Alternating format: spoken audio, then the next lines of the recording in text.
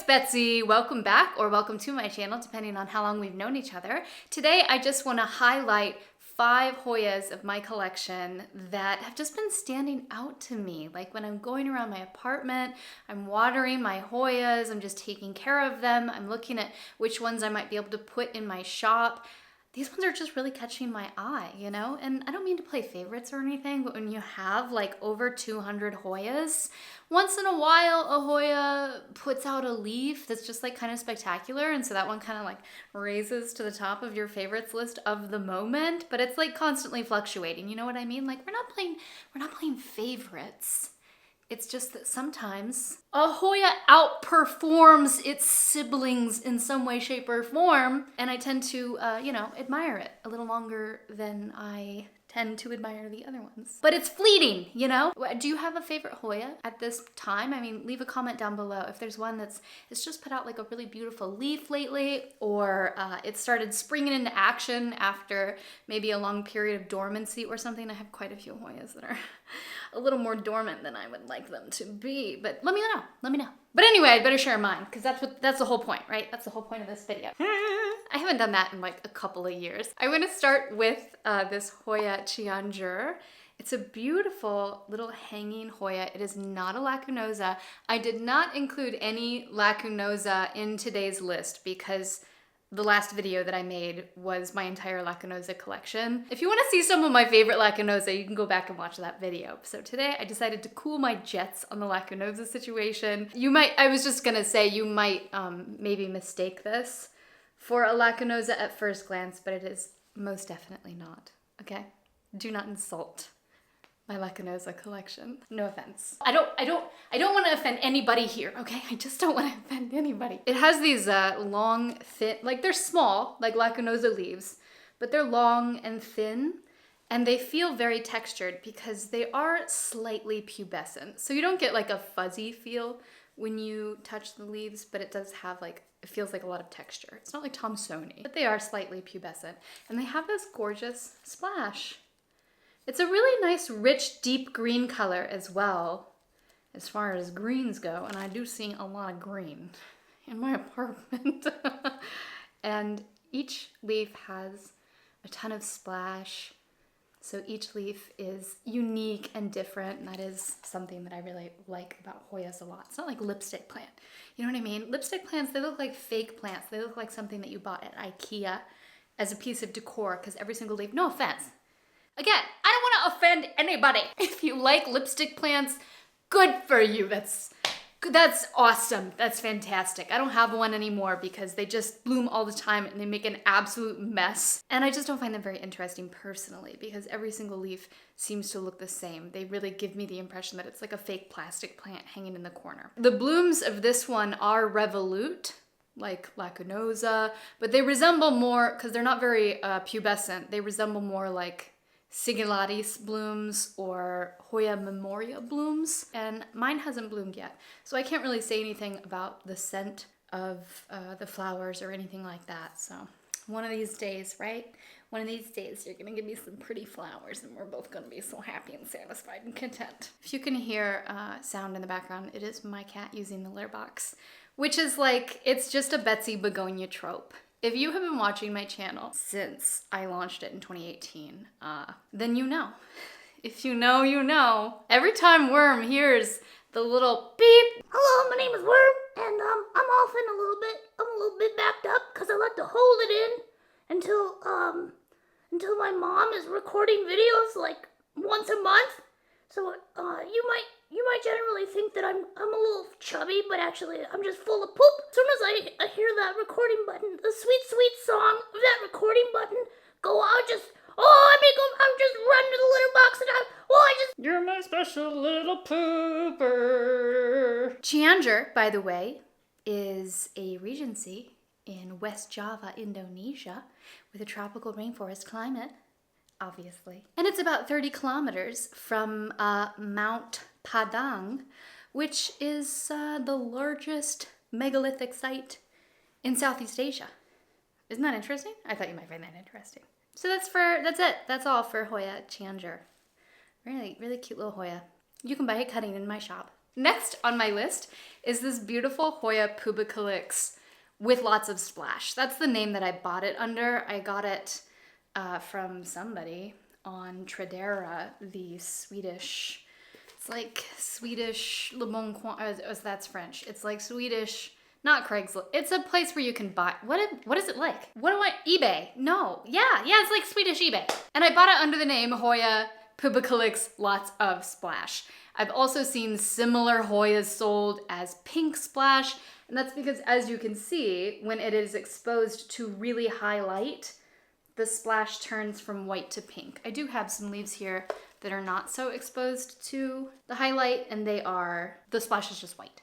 So that's why I don't call it pink splash. I mean, typically, I just call the Hoya whatever I purchased it as to avoid confusion. And I don't know, like, what the flowers look like yet, because it has not yet bloomed for me, so I don't know. I feel like you're misleading people when you call it Hoya pubicalyx pink splash, because if it's not under extremely high light conditions, it's not going to be pink. It's just going to be regular old splash. So this is just Hoya pubicalyx with lots of splash. And in my case, it's pink. Okay, whew. That was a lot of just... That's a lot of babbling, I feel like. Did I say anything at all?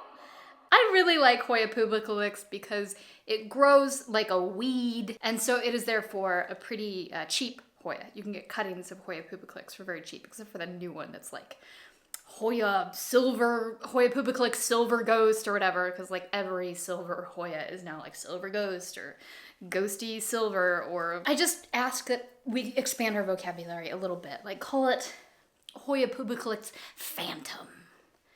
Isn't that cooler anyway? Doesn't that seem cooler to you? All right, anyway, I don't have that one, because as if that thing costs like as much as my rent, and I don't even know if I'll be able to pay my rent this month, okay? So no, I don't have that one. You can support me at buymeacoffee.com/Betsy or visit my shop if you live in the EU, Switzerland, or Liechtenstein. So it grows like a weed. It grows really quickly, but also when it does bloom, they are just these gigantic clusters of vibrant, pubescent, like fuzzy flowers, kind of like you would see on Hoya carnosa, but like pink or sometimes like a really deep burgundy color. I'm looking forward to the day. So I put this one in a lot of light. That's why it is pink, because I really want it to produce peduncles. And the higher the light in this situation, the more likely we are to get peduncles. Hoya elliptica. She's a sensitive little thing, but oh my goodness. I have a couple of clones of Hoya elliptica in my collection, and this one has my favorite leaf pattern because it's the most contrasting one that I have. As you can see, this one, it's gone a bit wild with the vining.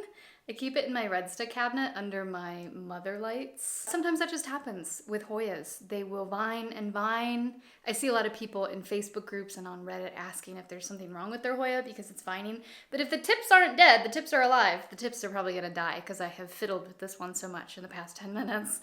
But like if it still seems healthy, the tips are still growing, it will put out leaves eventually. But this one is probably just looking for something to grow on. Now, sometimes I do clip. If a Hoya is just like vining and vining and vining, it's been like 3 months and I'm like, okay, guy, where are my leaves? I'll clip it, but this one it's putting out peduncles as well.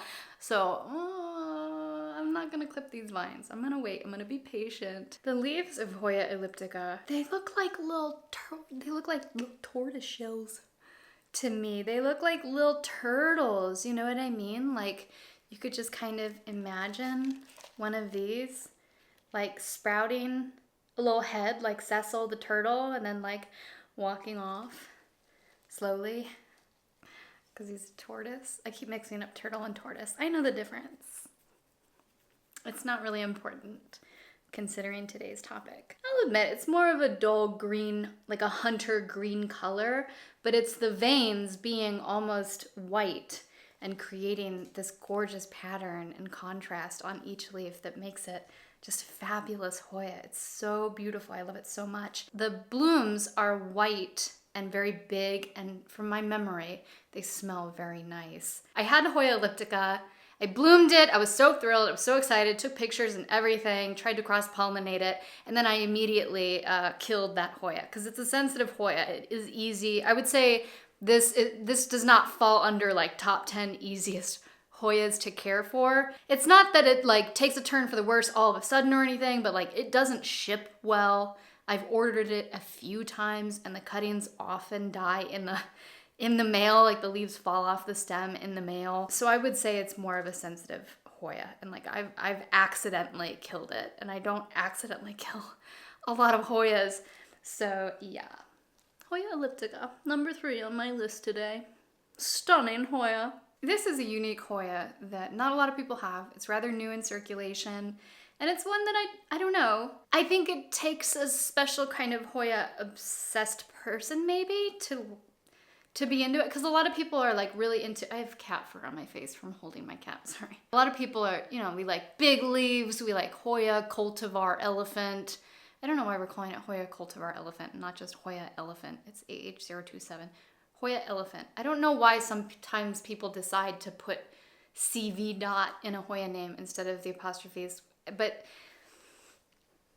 I'm sorry, I ramble, and that's my vibe. That's what I do. We tend to really like these Hoya, like Meredithy with its big leaves that are highly designed, or Lacunosa, which blooms a lot, and the blooms are very fragrant, but the leaves have a lot of texture, and a lot of people are really into Finlaysoni or anyway. This one, the leaves kind of, you know, they look a little bit like laurel, like bay leaves a little bit. You know what it resembles? Hoya amicabilis. So if you like Hoya amicabilis, you would definitely like this Hoya. I haven't said the name. It is Hoya. It's Hoya species Jabar. Jabar means Java. It's from West Java. It has these delightful clusters of green flowers, green pubescent flowers. I am crazy about green flowers. I love any plant with green roses, green, if it's green and it's a flower, sign me up. I love it. Hoya mirabilis, for example, is one that has green, like lime green flowers. I love it! I can't get enough of it. Anyway, this one is about to bloom, as you can see. It was just in bloom a couple weeks ago. I forgot to take photos of the flowers, so I'll be sure to take close-ups of the flowers this time when it blooms. It blooms all the time though, so that's why. I was like, yeah, well, it'll bloom again in a month. I'm not really worried about it. Now I'm making this video and featuring it, and I don't have pictures of the blooms. Oops. I really like the leaves. They're really dark green with some splash on them.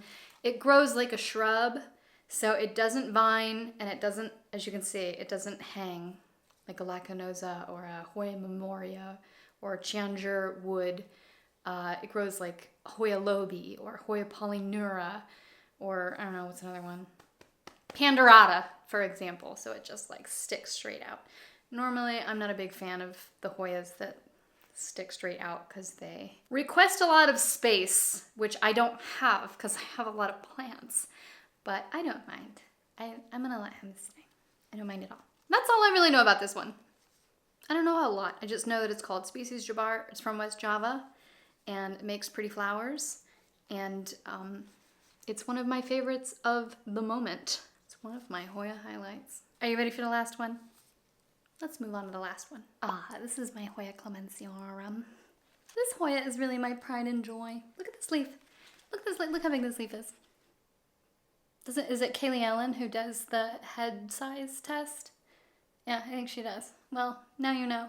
I have a particularly small head, I will say. A little walnut rolling around in here. Sometimes you can hear it. I just love this Hoya, and who the frick doesn't, okay? Everybody loves Hoya clemensiorum. Everybody wants a Hoya clemensiorum, and guess who's got one? Me! I have a couple, actually. I don't know this clone. I don't know if this is like the original Hoya clemensiorum that was published by Ted Green. There are a ton of clones out there. I have IML, I think it's 1752.